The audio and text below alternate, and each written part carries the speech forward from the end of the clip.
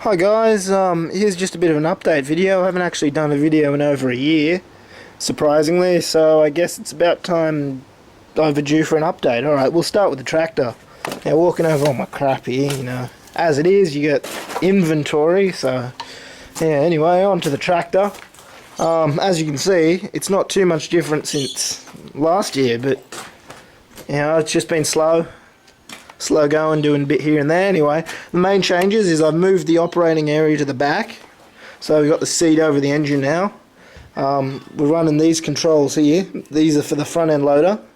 They'll be fed directly from the pump. I'll have a flow divider, then it'll be fed into here. There'll be the power beyond port will go to this valve here for steering, and the flow divider will provide the flow for the hydraulic motor for the drive, so I can vary the speed of the drive and the power for these two sets of hydraulics. Here's the articulation joint, made of 2-inch solid steel. As you can see, it's pretty solid, although there's a fair bit of play. See if we can zoom in here. Fair bit of play between this top plate and this bottom plate where they're bolted on. So I think I'm just going to have to put shims in here and here, because when you put weight on either the front or the back of the machine, you can see, oh shit, ow, you can see it tends to arch a bit, so I want to just shim that out, get that nice. On the front end loader side, I haven't done much. I've just got the arm sitting on there. I've just installed one cylinder here, and in this brace that braces the front of these arms back to the front of the machine. The hydraulic fluid reservoir is going to go here. For the front end, I'm thinking about making a quick attach system sort of thing, based around a 3-point link from a tractor, so I can hook up any 3-point linkage attachments directly to this thing, so I can run like a mower if I want, or I've got a blade from my other tractor, I'll chuck that on there, or whatever. I can get cheap attachments on eBay, and so I'm going to have a 3-point link sort of quick hitch on that. Anyway, I'll move you around, I'll show you inside the shop what I've done, what changes I've made, and yeah. Anyways, where my welder is, the welder's actually over there, 170 amp DC inverter welder. Over here is my workbench. As you can see, cluttered with everything, everything from hydraulic motors to winch controllers, Here's my compressor. It's a 14 CFM model with a 50-litre tank. It's very adequate, only cost me $100, so I'm bloody pleased with that. Under here is just a general drawer where we keep all of our random sort of, crap. We normally keep tape measures in there, hydraulic fittings in there, and just general stuff like clamps, I think, in there. And here's my oxy set. Here's my bandsaw. I recently just repaired it. The gearbox has a worm drive in here, and the bronze gear completely shut itself. Now I'll show you what the gear looked like. I've got it just here. And look at that wear, you see that? It's just completely shredded.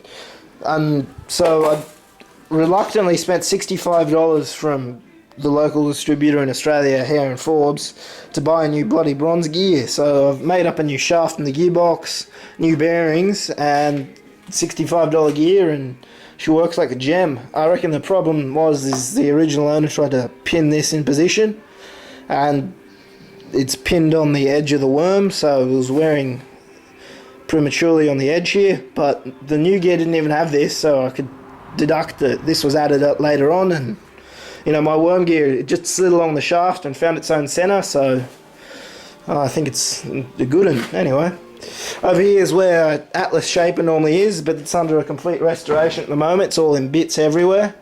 I'm going to do complete restoration, new bearings, new paint, a table surface ground by a mate, all the slideways and everything I'm going to all hand scrape parallel to each other. So these two ways I'll scrape parallel to the surface plate, and then I'll scrape the casting, the slide up and down parallel and flat to this. Same thing with the ram and the top here. Here are the rest of the parts for it. They've all got to be cleaned up. I haven't really done much. I just cleaned up the main casting and started scraping where the foot that holds up the table rides. So it's progressing along nicely. I don't really have a way to sharpen my carbide scraper, which I'll show you guys if I can find it. Here's one of mine. It's carbide tipped. So yeah, you can see that, and you're getting the scraping on there. I don't actually have a way to sharpen the carbide at the moment, but I'm going to get a green wheel and just a hand lap with diamond paste soon, so I'll be able to sharpen them and get right into scraping. Here's my mill, generic Chinese HM32 mill drill. Now I've got a question for you guys on YouTube. I fitted a digital readout to it. You see here we got the X scale. Now this scale works perfectly. Now you see I've just mounted it onto the T slot where the depth gauge was before. I'll show you, this works perfectly. Here's the display. Now we'll zero it, and we got this dashboard dial clock over here, and we'll zoom in there. So we'll move it minus 10 thou.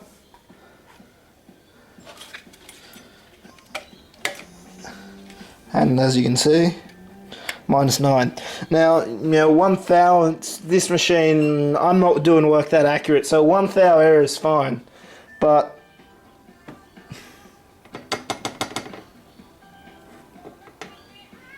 as you can see, yeah, so we still got 1 thou error. But you know, we can go back to 0 on the clock and back to 0. Oh shit.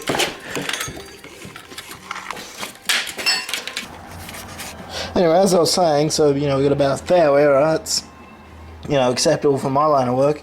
But my problem I'm having is the X is fine, but the Y axis is all over the shit. Now, I don't know whether it's the way I've mounted it. Now, here's the way I mounted it. You see, we've made a bracket up here with 2 grub screws that grub screw into this casting here, and then we've just bolted that slide directly to the mill there. As you can see at the back here, don't know whether you can, but we'll zoom in, try and see. We just got this bracket that's bolted into the aluminium. Now, I don't know whether this is up the shit, but you know, I've leveled it with a dial gauge and it seems, you know, seems alright. I don't know whether it's actually the way I've mounted it. Like, you know, there's probably about 10 thou error in that across the length, but you know, I don't know whether it's that, but I'll show you my problem. If we put the dial gauge on the mill here. Hang on, I just got to put the camera down.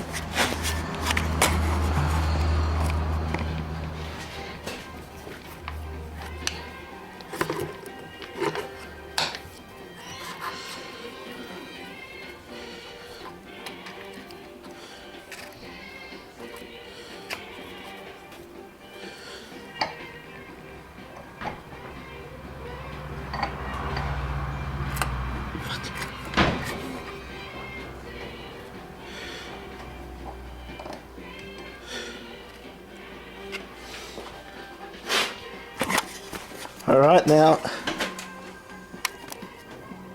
you see here the dial here reads 0. Now we'll get the readout here. It's now in millimeters, so set that to inches.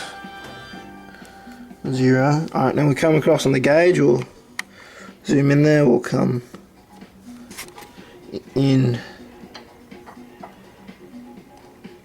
I'll come out 10 thou. And now we look on our readout and we're on 7. So that's a bit iffy, but now here's the problem. Now we bring it back. Oh shit, we don't wind it across, we bring it back to 0. And as you can see, our dial's reading 2. Oh no, you can't see, sorry, my apologies. So you can see our dial's reading 2. Now we 0 it again. And we'll zoom in here, and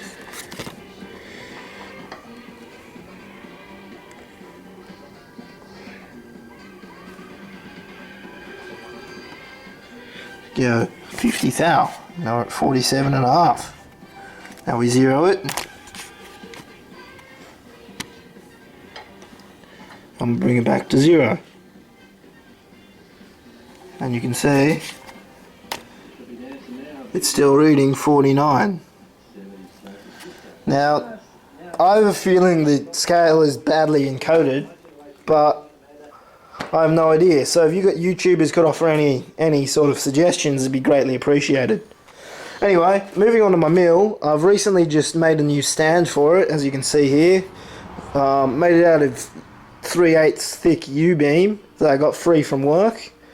I've included